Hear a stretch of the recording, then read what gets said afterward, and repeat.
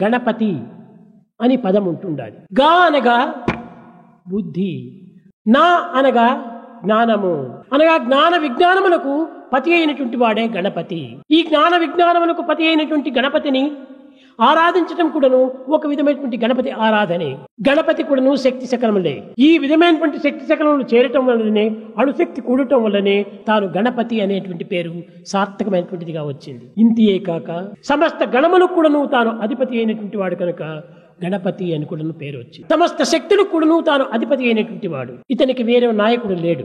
సర్వమునకు నాయకుడు ఇతనే. ఇతన్నే మరొక రూపం లోపల విఘ్నేశ్వర అని పిలుస్తూ వచ్చారు. అనగా విఘ్నేశ్వరుడు అనగా ఏమిటి? సమస్త ఐశ్వర్యములకు కూడాను నాయకుడు, సకల ఐశ్వర్య స్వరూపుడు విఘ్నేశ్వరుడు. ఈ విధమైన యొక్క అంతరార్థముల గురించి మనం విచారణ చేసినప్పుడు అన్ని కూడా ఆటం యొక్క శక్తి స్వరూపంలే. ఏమిటి ఈ సకలైశ్వర్యము? శబ్ద బ్రహ్మము, చరాచరము, జ్యోతిర్మయము, విద్యామయము, అణుమయము సర్వము కూడాను ఈ యొక్క ఆటం యొక్క శక్తులే. ఈ వినాయక చవితి దినము వినాయకునికి ఏమి అర్పితం చేస్తున్నారు? ఈ అర్పితం చేసేటువంటి సమస్త పదార్థములు కూడాను ఏ విధమైనటువంటి యొక్క తైల సంస్కారము లేకుండా జరిపేటువంటి యొక్క వస్తువులే వినాయకునికి అర్పితం చేస్తున్నారు. బియ్యము ఉడికించి దాన్ని ముద్దగా చేసి ఆ ముద్ద లోపల నువ్వులను ఉడికించి దానిలో ఒక విధమైన బెల్లమును ఇమిర్చి దీన్ని ఆ యొక్క బియ్యపు పిండి లోపల కలిపి దీన్ని నైవేద్యంగా పెడుతూ వస్తున్నారు. ఈ బెల్లమునందు కానీ నువ్వులు ఎందుకు కానీ బియ్యమునందు కానీ తైల సంస్కారం ఎక్కడా కనిపించడం లేదు. దీనికోసమనే విఘ్నేశ పండుగ వచ్చిందంటే కుడుములు ఉండ్రాళ్ళు అని ప్రతి ఒక్కరూ చేస్తుంటారు. దీనివల్ల కలిగేటువంటి ఫలితం ఏమిటి, వచ్చేటువంటి ఒక ఆదాయం ఏమిటి అని విచారణ చేస్తే తైల సంస్కారం కానటువంటి పదార్థములు అతి త్వరగా కూడా జీర్ణమైపోతాయి. ఈ నువ్వుల వల్ల ఒక విధమైనటువంటి వాతపిత్త కఫ శ్లేషాదులు తగ్గిపోతాయి. బెల్లం వల్ల కన్నుల్లో ఉండినటువంటి యొక్క శక్తులు చాలా వరకు అభివృద్ధి అయిపోతాయి. ఇవన్నీ కూడా ఆరోగ్య నిమిత్తమై ఏర్పడినటువంటి యొక్క ప్రసాదములే కానీ నైవేద్య నిమిత్తమై ఏర్పడినటువంటి ప్రసాదములు కాదు. కనుక ఈ దేహమైనటువంటి అణుశక్తిని పదార్థముల యొక్క శక్తి చేత దీన్ని పవిత్రము గావించి తద్వారా కూడాను అమిత ఆయుస్సును కూడాను అభివృద్ధి గావిస్తుంది. వినాయకుడికి కేవలము ఒక విధమైనటువంటి తెలివితేటలు చాలా గొప్పవి. వినాయకుడిని చూస్తే చాలా మంది చాలా ఆనందిస్తుంటారు. ఆ రూపమే చిత్ర విచిత్రమైనదిగా కనిపిస్తుంది. పెద్ద బొజ్జ, చక్కని తొండము, కళలు కావించేటువంటి యొక్క కన్నులు, మంచి చెవులు, ఇవంతా కూడా ప్రపోర్షన్ చూస్తే ఏమి విరుద్ధంగా కనిపించదు. అయితే దీనిని ఎందుకోసం ఈ యొక్క ఏనుగును శిరస్సును ఉంచారు అనగా మన యొక్క గజమునకు తెలివితేటలు చాలా గొప్పవి. మృగముల్లో చాలా పెద్ద శరీరం కలిగినటువంటిది. ఏ మృగము కూడాను ఈ ఎలిఫెంట్ శరీరం అంత శరీరము ఎక్కడా లేవు. కానీ మృగరాజు అయినటువంటి సింహం యొక్క పాదములు కూడాను ఏనుగు పాదంతో తొక్కి కప్పివేస్తుంది. ఎక్కడైనా అడవులు యందు సింహం సంచరించిందంటే వాటి పాదముల గుర్తును పురస్కరించుకొని దాన్ని వేటవాళ్ళు బయలుదేరుతుంటారు. కానీ ఆ పాదముల పైన ఏనుగు నడిచిందంటే ఆ పాదములు పూర్తి మూసివేస్తుంది. మృగరాజు యొక్క పాద ప్రింట్ను కూడా మూసివేసేటువంటి యొక్క పాద ప్రింట్ ఎలిఫెంట్కు ఉంటుండాలి. దాని తెలివితేటలు మరొక మృగములకు లేవు. ఇంతియే కాకుండా మానవులకు అందరికీ మార్గదర్శకమైనటువంటిది ఈ యొక్క గజము. అడవుల్లో ఎవరు సంచరించవాలన్నా కూడాను ఈ పొదల మధ్య ఈ చెట్ల మధ్య ఎవరు కూడా సులభంగా సంచరించలేరు. ఒక్కటూరి ఎలిఫెంట్ ఆ గజము ప్రయాణం చేసిందంటే అక్కడంతా ఒక దారి ఏర్పడిపోతుంది. అప్పుడు ఏ మనిషి అయినా కూడా సులభంగా దారి చేసుకుని పోవచ్చును. కాబట్టి జీవితారణ్యం లోపల అనేక విధమైనటువంటి కష్టములు, నష్టములు, దుఃఖములు, విచారములు ఉన్నటువంటి పొదలు ఉన్నటువంటి యొక్క అరణ్యం నందు కూడాను ఈ ఎలిఫెంట్ అనగా తెలివితేటలు ముందుగా బయలుదేరితే ఎంతైనా సులభంగా మనం ప్రయాణం చేయవచ్చు. ఈ గజం యొక్క శిరస్సును ధరించినటువంటి వాడు కాబట్టి గణపతికి ఒక విధమైన తెలివితేటలు ఎక్కువ అన్నారు. దీనిని ఒకనాడు తల్లి తండ్రులు పార్వతీ పరమేశ్వరులు ఇద్దరూ చేరి ఈ తెలివితేటలను పరీక్షించాలని ప్రయత్నం చేశారు. ఇరువురు కుమారులను కూడా సమీపించి, నాయనలారా మీరు ఒక్కతూరి ఈ విశ్వాన్ని ప్రదక్షిణ చేసి రండి, ఎవరు ముందు వస్తారో చూద్దామన్నారు. మొదటివాడు ఎక్కడా పోలేదు గణపతి. రెండవ కుమారుడు సుబ్రహ్మణ్యుడు తన నెమలిని ఎక్కాడు, సంచరించాడు ప్రయాణం. చాలా శ్రమపడి ప్రపంచాన్ని చుట్టుకొని చాలా దినములకు వచ్చాడు.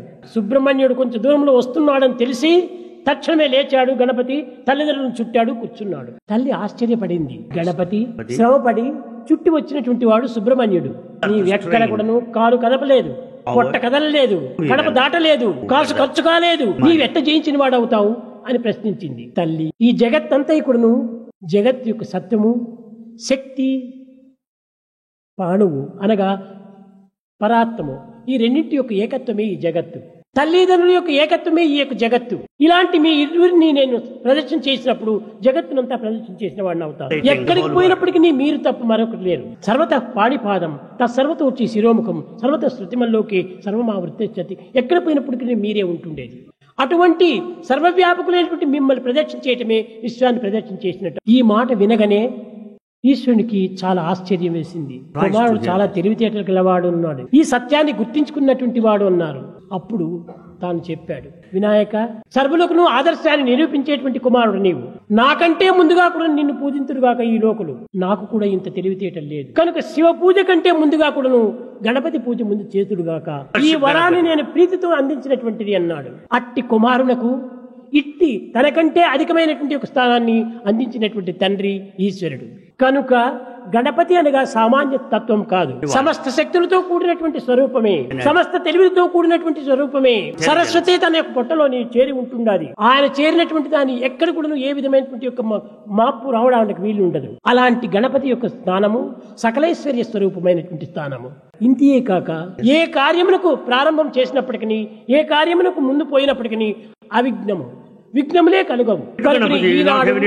అనేక మంది శ్రీమంతులు, ధనవంతులు, విద్యావంతులు, గుణవంతులు ఇలాంటి వారందరూ కూడాను గణపతిని పూజ చేస్తుంటారు. విద్యార్థులందరూ కూడాను ఈ సరస్వతి అనుగ్రహానికి పాత్రలు కావాలని, విద్యలో ఏ విధమైనటువంటి యొక్క అభ్యంతరములు కలగకుండా సాధించాలని తమ పుస్తకాలంతా కూడా వినాయకుని ముందు పెట్టి పూజిస్తుంటారు. కనుక ఈనాడు ప్రతి ఒక్కరు కూడాను ఏదైనా ఒక పాటలు పాడాలంటే, లేక గాన సభ జరపాలనుకుంటే, ఒక సంగీతం ప్రారంభించాలంటే మొట్టమొదటి గణపతిని ప్రారంభిస్తారు. వాతాపి గణపతిం భజేహం.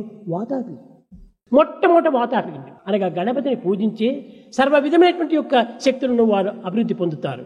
కనుక గణపతి అనగా కేవలము ఒక విధమైనటువంటి యొక్క కార్యములకు, ఒక విధమైన కర్మలకు, ఒక విధమైన శుభములకు దీనికి మాత్రమే కాదు, శుభాశుభములకు కూడాను రెండింటి కూడాను గణపతి దీనికి పతి.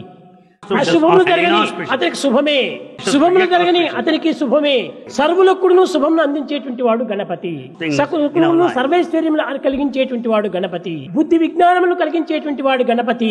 తెలివితేటలను పెంచేటువంటి వాడు గణపతి. కనుకనే విద్యార్థులకు ఏ విధమైనటువంటి మొట్టమొదటి ఉండాలంటే సద్గుణములు, సద్బుద్ధి, సత్యనిరతి, భక్తి, క్రమశిక్ష, కర్తవ్య పాలనములు నేర్పునదే విద్య.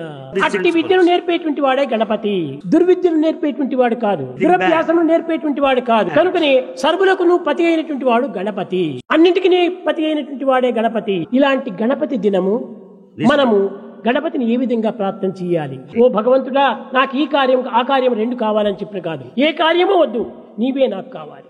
గణపతి మన స్వాధీనుడైపోతే సర్వములకు మనమే పతులైపోతాం. బంగారం మన చేతిలో ఉంటుంటే రకవారి నగలు చేయించుకోవచ్చును, ఎన్ని ఆభరణములైనా చేయించుకోవచ్చును. గణపతి సువర్ణం వంటి వాడు. మన యొక్క భావములు, కోరికలు ఇవన్నీ కూడాను కేవలము కొన్ని ఆభరణములు వంటివి.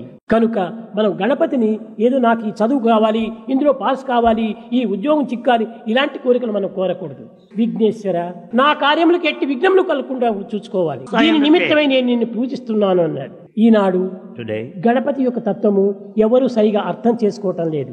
కేవలం ప్రాకృతమైనటువంటి యొక్క స్వరూపాన్ని మాత్రమే అర్థం చేసుకొని, ప్రాకృతమైనటువంటి పదములకు మాత్రమే అర్థములు బోధించుకుంటూ కాలమును వ్యర్థం చేస్తున్నారు. కానీ అంతర్భావమును గుర్తించి, అంతరాత్మను బోధించి నిజమైనటువంటి శాంతిని పొందేటువంటి వ్యక్తులు చాలా తక్కువ. ఏ దైవమునకు కూడాను ఇప్పుడు రాముడు పుట్టాడు. రాముడు పుట్టాడంటే రామ జన్మదినము ఒక పండుగగా చేసుకుని ఆనందాన్ని అనుభవిస్తున్నాం. రాముడు అంటే ఎవరు? ఆకారం మాత్రమే కాదు, అతని పవిత్రమైనటువంటి గుణములే మనకు ఆధారము. రామ భక్తులు కావాలంటే రామ గుణములు మనం నడుచుకోవాలి. కృష్ణ భక్తులు కావాలంటే కృష్ణుని వలె నిరంతరము ఆనందంగా నవ్వుతూ ఉండాలి. సాయి భక్తులు కావాలంటే నిరంతరము ప్రేమమయులుగా మారాలి. అందరినీ ప్రేమించాలి, ఎవరిని ప్రేమించకుండా ఉండకూడదు. అయితే ఒక్కొక్క పర్యాయము ప్రేమించకుండా ఉండినట్టుగా కనిపిస్తుంది. బాహ్యమైనటువంటి ప్రాకృతికానికి నిజంగా ప్రేమ లోపల ఉంటుండాలి. మట్టిలో పుట్టినటువంటి కుండలు ఎన్ని రకములుగా చేసినా అవి మట్టే. కనుక బంగారుతో చేసినటువంటి నగలు ఎక్కడ చూసినా బంగారే. ఈ విధమైనటువంటి భావాన్ని మనము హృదయంలో చిత్రించుకోవాలి, పరిపూర్ణంగా విశ్వసించాలి. కనుక గణపతి తత్వము చాలా గొప్ప అర్థంతో కూడినటువంటిది. అతని రూపమే చాలా విచిత్రంగా ఉండేటువంటిది.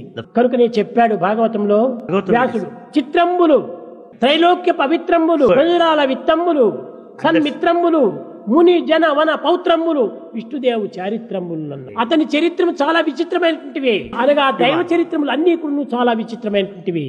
ఆ విచిత్రంలోనే తన చరిత్రలంతా ఇమిడి ఉంటున్నాయి. ఏ ఒక్క పదము కానీ, ఏ ఒక్క అడుగు కానీ అర్థరహితమైనటువంటిది ఎక్కడ ఉండదు. భగవంతుడు ఏది చెప్పినప్పుడు అది అర్థరహితమైనటువంటిది, అర్థ సహితమైనటువంటిది, పవిత్రమైనటువంటి యొక్క అర్థం కలిగినటువంటిది.